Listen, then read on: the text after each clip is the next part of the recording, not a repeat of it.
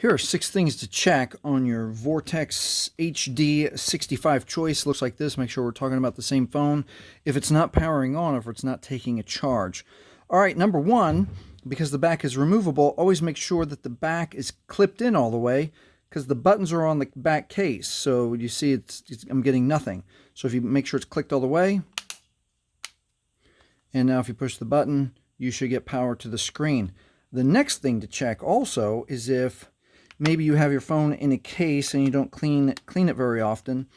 Some dust and grime can accumulate either here on the side of the buttons of the phone itself or on the inside case of the phone. If that happens, you can take an old paintbrush and just clean it up like this, or a microfiber cloth, and gently wipe the side of the phone or the inside of the case.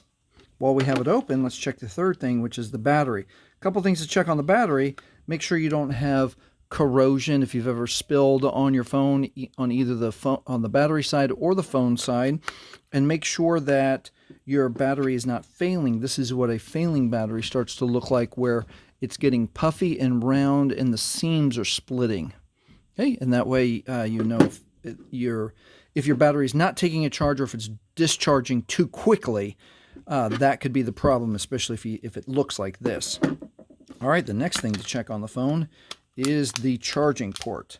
And on the charging port, you want to make sure that it's not full of dust, grime, or other buildup that will keep the charger from clicking in. So the charger should click in nice and easy and make a nice click sound. If you do have a little bit of dust or buildup in there, you can use your brush, gently brush inside there, see if you can get some out, or use a very small sewing needle and very gently see if you can clean that out. Okay, don't break the electronics inside the charging port. The next thing to check is actually your charger. So unfortunately, sometimes the brick fails. More often than not, your charging cord is going to fail because we abuse it and we bend it and that kind of thing.